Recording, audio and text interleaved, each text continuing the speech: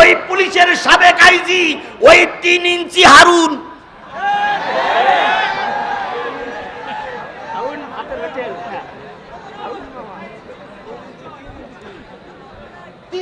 হারুনকে যদি মাফ করে দেওয়া হয় তাহলে এরা আগামীতে আরো অন্যায় কাজ করার সুযোগ পাবে। কথা বলেন ঠিক না ঠিক? এই আইন মন্ত্রীরা যদি মাফ করে দেওয়া হয় তাহলে আইন আরো বেআইন হবে। কথা বলেন ঠিক না ঠিক? এই কাউয়া কাদেরকে যদি মাফ করে দেওয়া হয় সমাজে আরো অশান্তি হবে। যে প্রধানমন্ত্রী সাবেক প্রধানমন্ত্রী যখন বিমানে চড়তেছে তখনও বলতেছে পুলিশের আইজিকে ডেকে, দেখো তো গুলি করে ময়দান পরিষ্কার করতে পারো কিনা। তাহলে যে ব্যক্তি বিমানে ওঠার সময় বলে গেলেন গুলি করে ময়দান পরিষ্কার করো, এই ব্যক্তির যদি মাফ করে দেওয়া হয় তাহলে জাতি কার বিচার করবে, কার দিক জাতি তাকায় থাকবে। সুতরাং ইবলিস ফিরাউন নমরুদদের মাফ করা হবে না, হবে না, হবে না। আচ্ছা বলেন তো, আপনারা বেশি আছেন এখনো? বেশি আছেন তো, বেশি আছেন তা আমি তো আসছি। তারা পালাকে আমরা চাই না। আমিরে জামাত সাধারণ ঘোষণা করেছে, এর মানে এই না যে আপনারা মাপ পেয়ে গেলেন, এর মানে এই না আপনারা মাপ পেয়ে গেলেন। যদি এদের সবাইকে মাফ করা হয় তাহলে আল্লাহ এবং রসুলের সঙ্গে হয়তো কোনো না কোনো অবস্থায় গাদ্দারি করা হবে। আল্লাহ রসুল মক্কা বিজয়ের পরে সাধারণ ক্ষমা করেছিলেন, কিন্তু কিছু লোককে মাফ করেন নাই, কিছু লোককে মাফ করেন নাই। সুতরাং আজকের এই সমাবেশ থেকে স্পষ্ট ঘোষণা করতে চাই, সবাই মাপ পাবেন না। সবাই মাপ করলে সমাজ চলবে না। কথা বলেন ঠিক না ঠিক? সুতরাং কিছু লোককে বিচারের আওতায় আনা হবে। যারা আমাদের মাহফিলগুলো বন্ধ করেছিলেন, যারা আমাদের নেতাদের ঘরে থাকতে দেন নাই, যারা মিথ্যা মামলা দিয়ে আমাদেরকে গৃহশূন্য করেছেন, যারা আমার সন্তানকে হত্যা করে আমার কাঁধে আমার সন্তানের লাশ তুলেছিলেন, তারা বগলে তারা গোপে তেল মাখাবেন আর আমরা আঙুল চুষবো। ও শনিবার অনেক আগেই পাল্টে গেছে। যদি ফিরে আসো আলহামদুলিল্লাহ, নতুবা জনগণ ওপেনলি খোলা ময়দানে তোমাদের বিচার করবে। ইসলাম প্রতিশোধে বিশ্বাস করে না। ইসলাম বিরোধীদের ক্ষমা করার, ইসলাম বিরোধীদের তওবা করার সুযোগ দেয়। আমরা সেই সুযোগটা দিয়েছি বলে এই কথা মনে করো না যে তোমরা অনেক কিছু হয়ে গেলেন। না, এর মানে এই নয় সবাইকে ঢালাওভাবে মাফ করার কোনো সুযোগ নাই। যে যা করেছো জনতার আদালতে কোর্ট কাছারির মাধ্যমে তাদের বিচার হবে। আচ্ছা বলুন তো, সবাইকে মাফ করে দিলাম, তাহলে হেফাজতের ময়দানে যারা গুলি করে মারলো তারা কোথায় যাবে?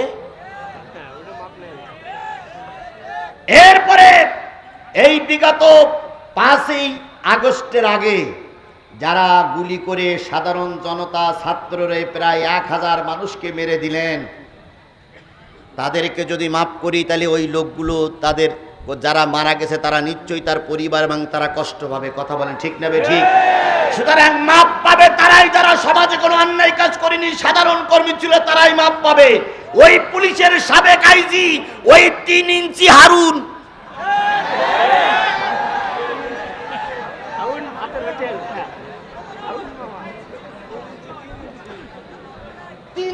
হারুনকে যদি মাফ করে দেওয়া হয় তাহলে এরা আগামীতে আরো অন্যায় কাজ করার সুযোগ পাবে। কথা বলেন ঠিক না ঠিক?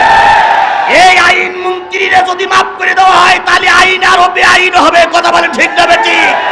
এই কাউয়া কাদেরকে যদি মাফ করে দেওয়া হয় সমাজে আরো অশান্তি হবে। যে প্রধানমন্ত্রী সাবেক প্রধানমন্ত্রী যখন বিমানে চড়তেছে তখনও বলতেছে পুলিশের আইজিকে ডেকে, দেখো তো গুলি করে ময়দান পরিষ্কার করতে পারো কিনা।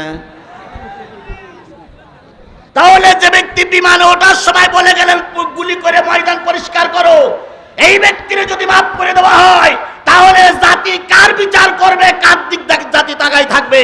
সুতরাং ইবলিস ফিরাউন নমরুদদের মাফ করা হবে না, হবে না, হবে না। ইসলামের শত্রুরা হুঁশিয়ার, ইসলামের শত্রুরা হুঁশিয়ার।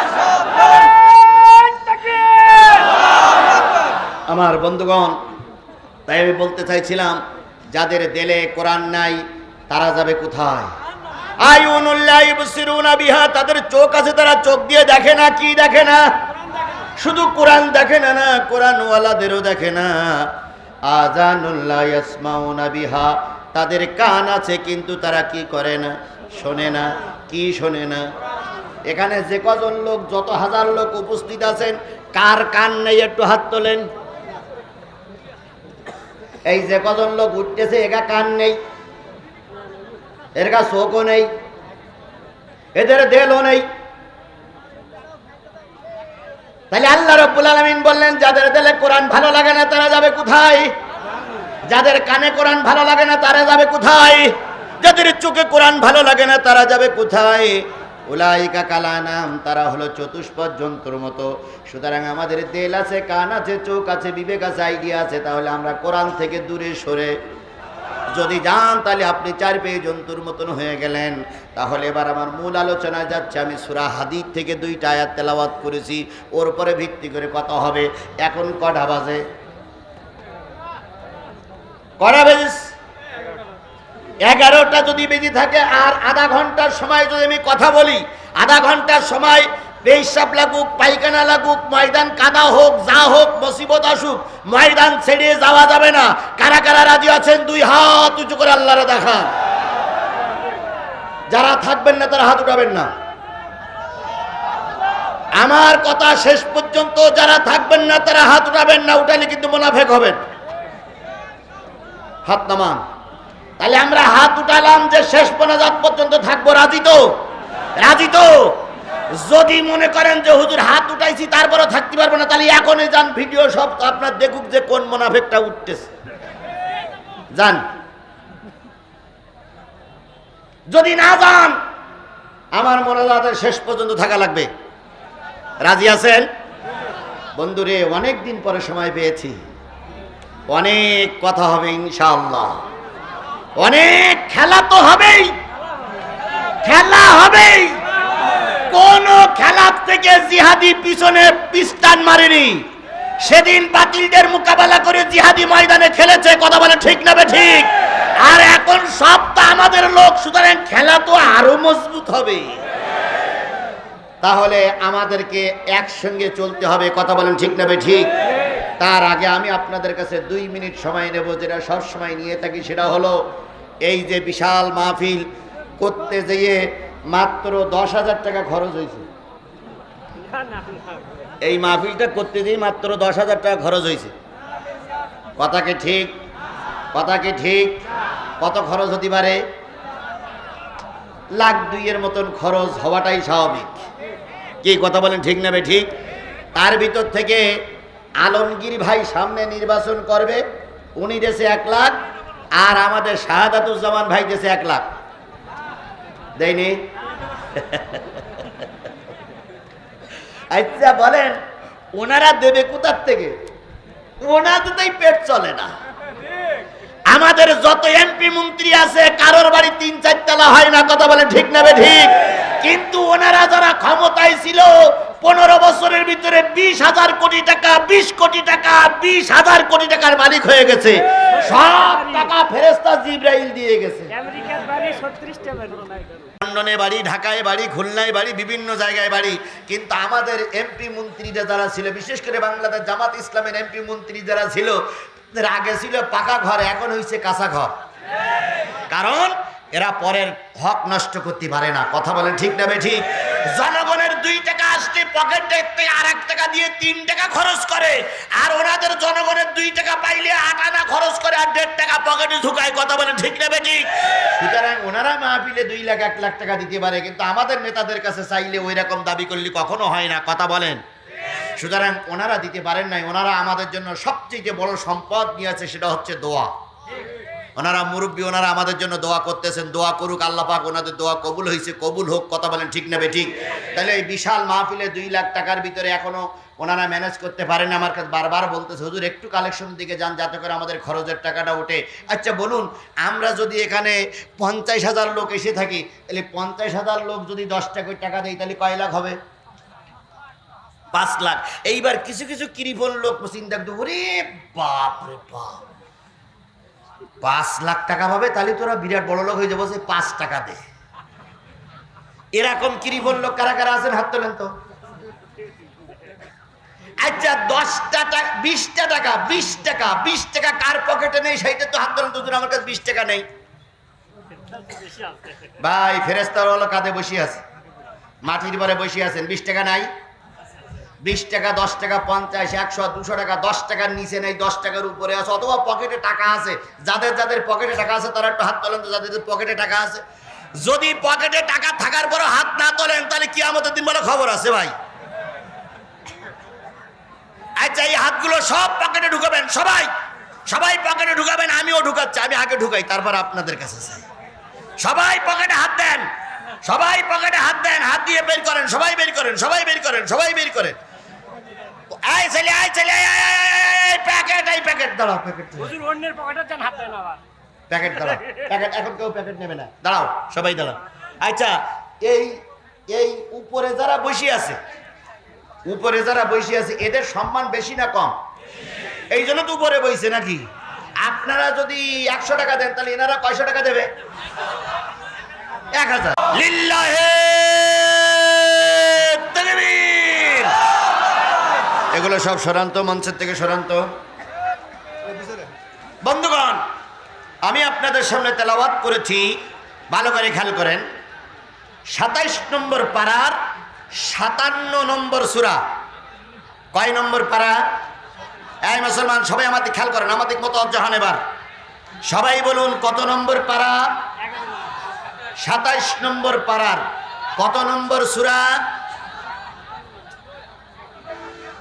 ভাই আপনার সরেন তো, এই লোকগুলো সরেন তো। শোনেন, কালেকশন একটা জরুরি জিনিস থাকে, আমরা সেটা শেষ করেছি। যদি কেউ মনে করেন যে হুজুর আমি এই মাহফিলে সমস্ত ঝামেলা করার জন্য এসেছি, দয়া করে তিনি চলে যেতে পারেন। আপনার মতন 2-4 জন ইবলিশ শয়তান চলে গেলে আমার মাহফিলের কোনো ক্ষতি হয় না। তবে দয়া করে আমি যতক্ষণ কথা বলবো আমার ডিস্টার্ব করবেন না, কারণ আল্লাহ সকলকে সকল জায়গায় কবুল করে না। কথা বলেন ঠিক না বেঠিক? এর আগে দেখতাম অনেক নেতারা সালাম বিনিময় করে 10-15 মিনিট কথা বলেই বলতে আমি চলে গেলাম, এরকম নেতাও আমরা দেখেছি। কথা বলেন ঠিক না বেঠিক? তাদের উত্তর শরীরে আসে না নাই? দয়া করে আপনারা আমাদের ডিস্টার্ব করবেন, আপনারা চলে যেতে পারেন, আপনারা চলে যেতে পারেন, আপনারা চলে যেতে পারেন, আমার কথায় ডিস্টার্ব করেন না, আমার কথা বলতে দেন। কালেকশনের একটা ফ্যাক্টর ছিল, সেটা আমরা তুলে দিয়েছি। এখন যদি কমিটির কোনো লোক মনে করে যে আমি থাকবো না, তাও চলে যেতে পারে, কিন্তু আমাদের কথার ভিতরে কোনো বিঘ্ন সৃষ্টি করেন না। অনেক গুরুত্বপূর্ণ কথা আজকে আমাকে বলতেই হবে, কারণ আমরা এখন যে বিপদে আছি, আগের চাইতে বিপদ আমাদের কমে যায়নি। কথা বলেন ঠিক না ঠিক? আগে মোকাবেলা করেছি কাফের, আর এখন মোকাবেলা করতে হবে মুনাফিকের। কাফের চাইতে মুনাফিক বেশি ক্ষতিকর। কথা বলেন ঠিক না ঠিক? সুতরাং মুনাফিক কারা, কি কিভাবে করতে হবে, সেগুলো আমাদের দিক নির্দেশনা দিতে হবে। এই জন্য সকলে দয়া করে চুপচাপ বসুন। কত নম্বর পারা? মুসলমান কথা বলেন, কত নম্বর পারা? কত নম্বর সূরা? সূরাটার নাম সূরা হাদীদ। কি সূরা? হাদীদ। 29টা আয়াত, 4টি রুকু। মদিনায় অবতীর্ণ সূরা সমূহের ভিতরে একটা অন্যতম সূরা, নাম হলো হাদীদ।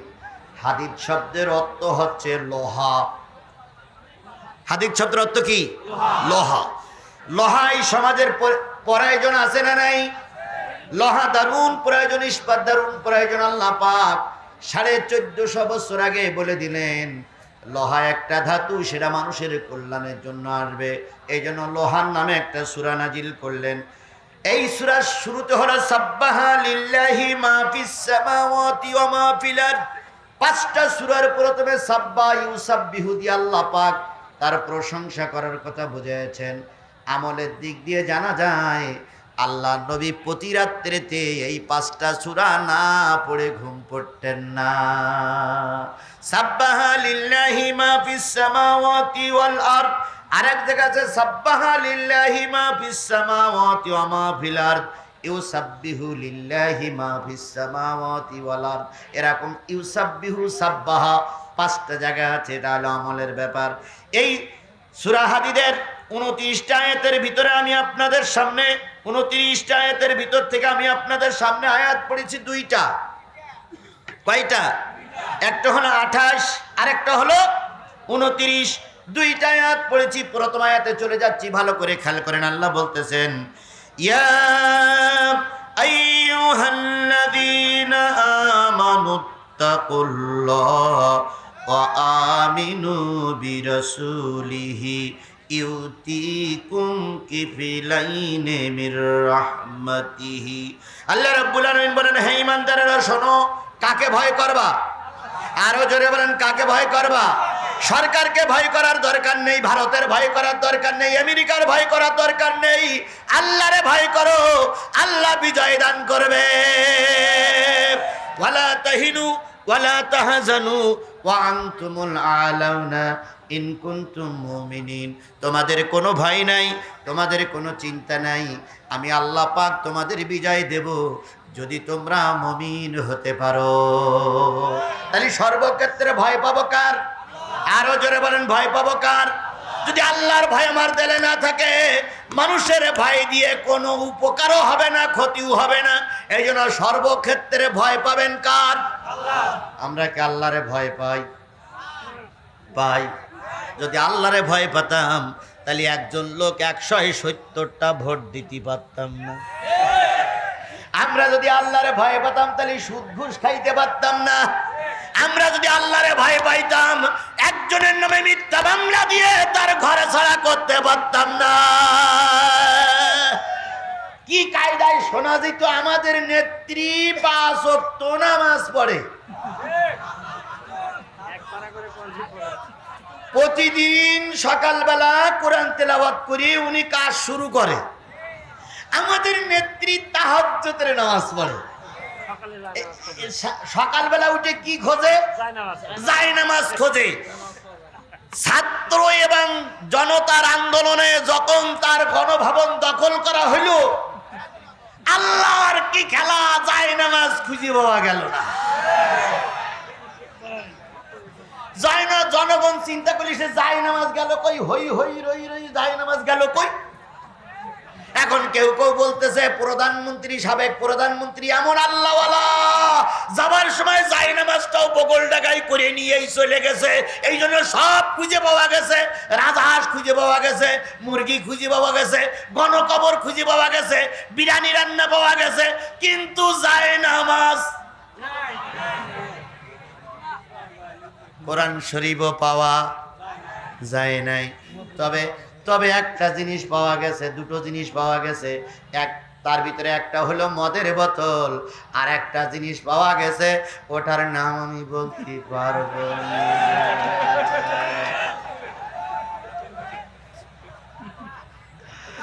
আমি চিন্তা করি, বুড়ি বয়স 78 বছর বয়সে যদি ওই জিনিস পাওয়া যায়, তাহলে যখন 18-20 বছর বয়স ছিল তখন জানি কি করেছে আল্লাহই ভালো জানে।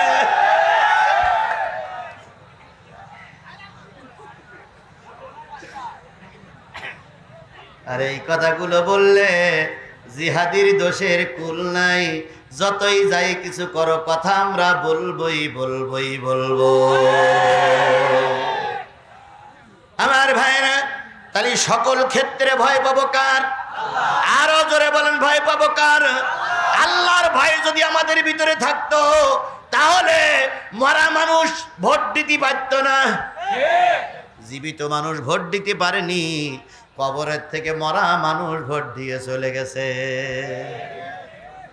আর নির্বাচন কমিশন, আজকে শুনলাম নির্বাচন কমিশন ভেঙে দেওয়া হয়েছে, যেটা ছিল সেটা ভেঙে দেওয়া হয়েছে।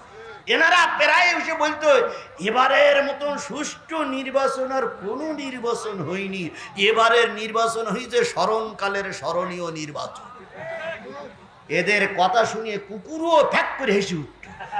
কুকুর বলছে, কি হইল? কেউ ভোট দিতে যায়নি, সুষ্ঠু নির্বাচন কি হইল, কি করে হইল? তাই সাংবাদিকরা লিখেছিল, সুষ্ঠু হয়েছে নির্বাচন, ভোট দিয়েছে প্রশাসন। সুষ্ঠু হয়েছে নির্বাচন, ভোট দিয়েছে প্রশাসন, তাকিয়ে তাকিয়ে দেখেছে জনগণ। কি কথা ঠিক না বেঠিক? এরাই এখন মায়া কান্না কাঁদতেছে ভারতে বসে। আমি ভারত সরকারকে এই লক্ষাধিক মানুষের মাঝে হুঁশিয়ার করে দিতে চাই, আপনি যদি আওয়ামী লীগের সঙ্গে সম্পর্ক রাখেন, তাহলে জনগণ আপনাকে স্যালুট দেবে না, বরং জনগণ আপনাকে থুতু দেবে। একটা দেশের সঙ্গে সুসম্পর্ক রাখতে হয়, দেশের সঙ্গে দেশের সুসম্পর্ক, নেতা নেত্রীর সঙ্গে সুসম্পর্ক রাখলে সেটা আন্তর্জাতিক মানদণ্ডে গ্রহণীয় হয় না। আজকে আমার দেশের তত্ত্বাবধায়ক সরকার না অন্তর্বর্তীকালীন সরকার ক্ষমতায়, যদি আগামীকাল ভারতে নির্বাচন হয়ে কংগ্রেস সরকার আছে, তখন মোদির সঙ্গে সম্পর্ক থাকবে না, থাকবে রাহুল গান্ধীর সঙ্গে। কথা বলেন ঠিক না বে ঠিক? আজকে ভারত আপনি ভুলে যাচ্ছেন, আপনি বাংলাদেশের বন্ধু না, আপনি শেখ হাসিনার বন্ধু। তাই তো জনগণ বলে আমাদের ম্যাডামের স্বামী নাই আর ওনার স্ত্রী নাই।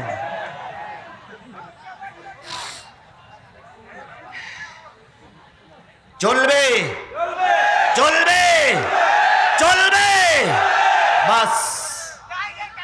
হ্যাঁ ঠিক আছে, ঠিক আছে। দেখেন মুরব্বীর অ্যাকশনটা দেখেন একটা।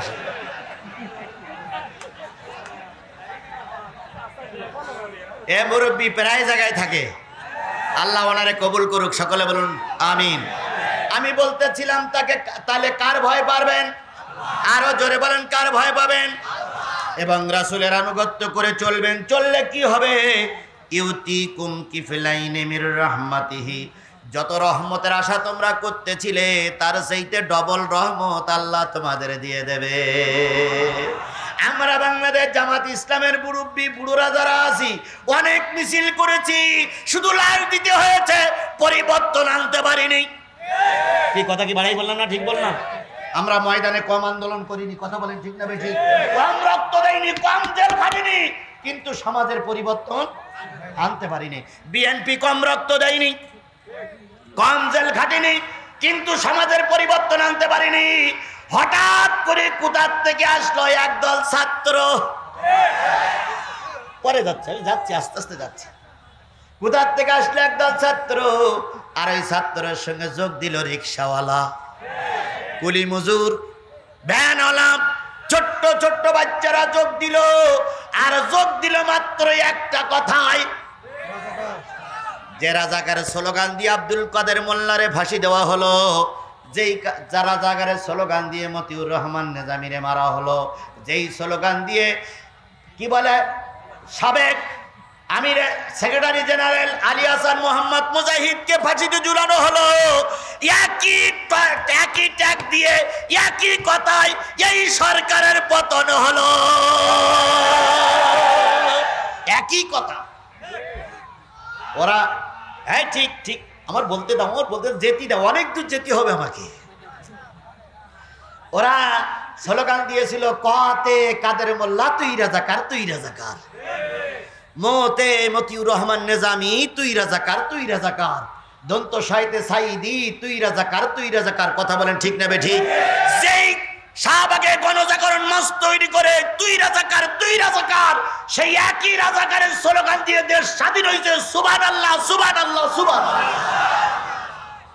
কি স্লোগানটা কি? যখন না না না বলতে দেন, যখন কি বলে কোটা সংস্কারের পক্ষের আন্দোলন করলো, তখন আমাদের সাবেক ডাইনি বুড়ি, রক্ত পিপাসু গণহত্যাকারিনী, কথা বলেন ঠিক না বে ঠিক?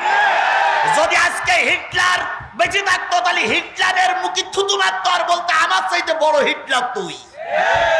এই হিটলারের বাচ্চা, হিটলার এই গণহত্যাকারিনী তখন বলল যে এই যারা ময়দানে কথা বলছে এরা সব রাজাকারের বাচ্চা। এরা বলল কি মুক্তিযোদ্ধার নাতিপুতিরা চাকরি পাবে না, রাজাকারের নাতিপুতিরা চাকরি পাবে। আর এই কোটায় কিন্তু চাকরি পেয়েছিল ওই 3 ইঞ্চি হারুন, এ কিন্তু পরীক্ষাতে চাকরি পায়নি, এ কিন্তু কোটায় কোটায় চাকরি পেয়েছিল। এখন উনি বললেন রাত 11টার সময় সম্ভবত যে রাজাকারের বাচ্চারা কি চাকরি পাবে। এই কথাটা এই কথাটা এই কথাটা বিশ্ববিদ্যালয়, কলেজ, স্কুল, প্রাইমারি স্কুল, মাদ্রাসা ছাত্ররা মেনে নিতে পারেনি। তাই তারা বিশ্ববিদ্যালয়ের সকল গেট খুলে বাইরে এসে বলল, তুমি কে আমি কে?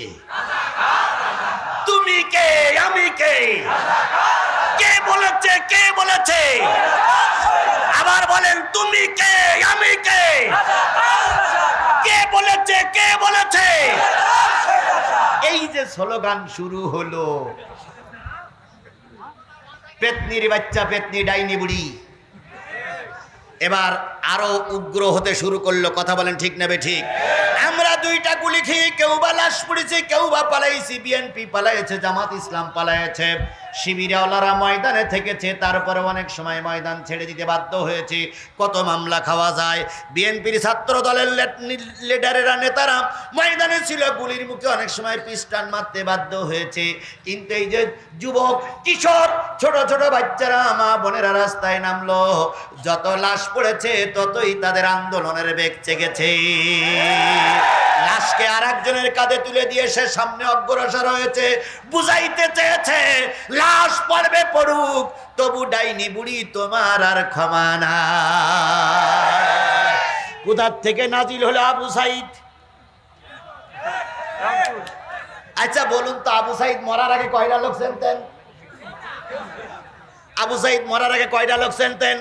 কেউ চিনতাম না।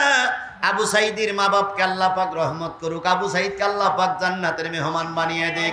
আবু সাইদ দুই হাত উঁচু করে বলল, করো গুলি, তবু ময়দান ছেড়ে দেব না। ও বন্ধুরা, আবু সাইদের গুলি লাগলো, যেই না আবু সাইদের গুলি রক্ত জমিনে পড়লো, গোটা জমিন তখন ফেপে ফুলে উঠলো। কথা বলে ঠিক না ঠিক? তালেবেরা তখন পালাইতে বাধ্য হয়েছে। এবার আল্লামা সাইদির সেই কথাটা মনে পড়ে গেল, এমন একটা সময় আসবে জালেমেরা জুলুম বন্ধ করো, আলেমোনাবাদের পরে অত্যাচার বন্ধ করো, নতুবা এমন একটা সময় আসবে পালানোর জন্য ইঁদুরের গর্ত খুঁজে পাবা না। আজকে সেই একই অবস্থা হয়েছে, পালানোর জন্য গোটা বিশ্বের কেউ জায়গা দিচ্ছে না। আমেরিকা লাল কার্ড দেখাই দিয়েছে, ঢুকতে পারবে না। লন্ডন লাল কার্ড দেখাইছে, ঢুকতে পারবে না। জাপান জার্মান লাল কার্ড দেখাইছে, ঢুকতে পারবে না। ভারত বলতেছে কোন রকম 1.5 মাস থাকতে পারবা।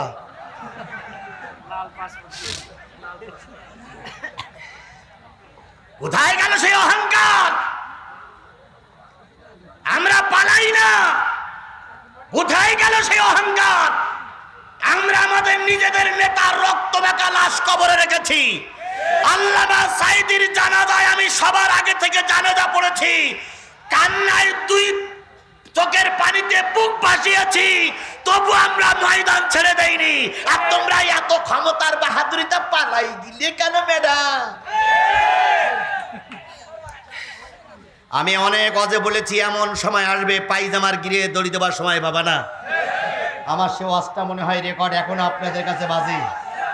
সে সময়টা আসেনি। কি কায়দায় বললো, আমার 2 ঘন্টা সময় দেন। সেনাবাহিনীর প্রধান বললেন, সেনাবাহিনীর প্রধান কিন্তু ওনার আত্মীয় বলো, উনি বললেন ম্যাডাম ওরা এসেছে শাহবাগ পর্যন্ত, সেখান থেকে যদি পায়ে হেঁটে আসে 40-45 মিনিট, এর বেশি সময় আপনি পাবেন না, দয়া করে আপনি বেডিং পত্র গোছান। উনি তখন বললেন যাওয়ার আগে অন্তত একটু কথা রেকর্ড করে যাই। সেনাবাহিনীর প্রধান বললেন তাও হবে না। উনি বললেন তাহলে আমি কাপড় চোপড়গুলো নেই। কয় আপনার যে রং ঢং, এখানে কাজল, ওখানে তিল, এখানে টুপ, ওখানে টিপ, এই করতে করতে 40 মিনিট চলে যাবে, তারা করা দেই ধরি ফেলবে আপনার। ওঠেন ওঠেন ওঠেন।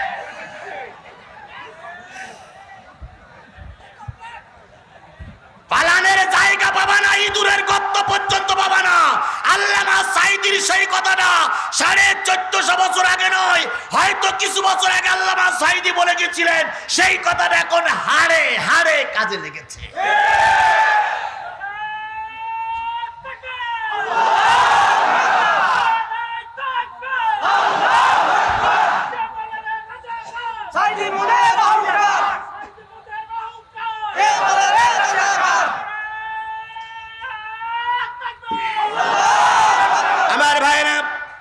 আল্লাহর রহমত আমরা যা চেয়েছিলাম তার চাইতে বেশি পাইছি। কথা বলেন ঠিক না ঠিক?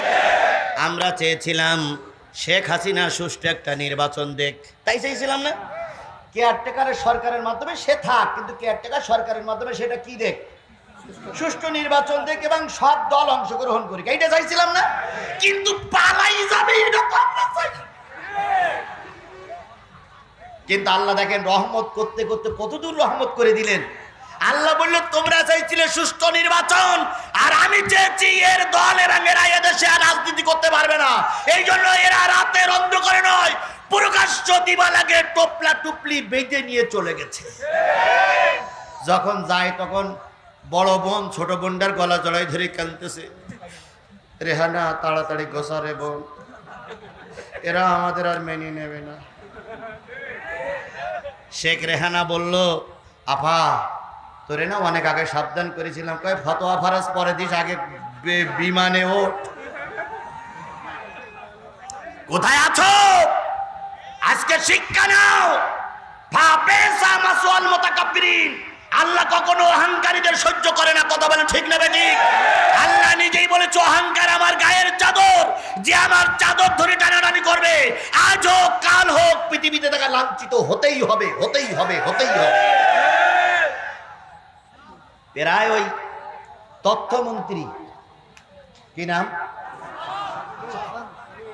না এখন পররাষ্ট্রমন্ত্রী, না না পররাষ্ট্রমন্ত্রী এখন হাসান মাহমুদ, হাসান মাহমুদ আর এই হাসানুল হক, এই দুই বেয়াদব মঞ্চে উঠলেই জামাত ইসলাম আর বিএনপির না ধুইয়ে ওর পেটের ভাত হজম হতো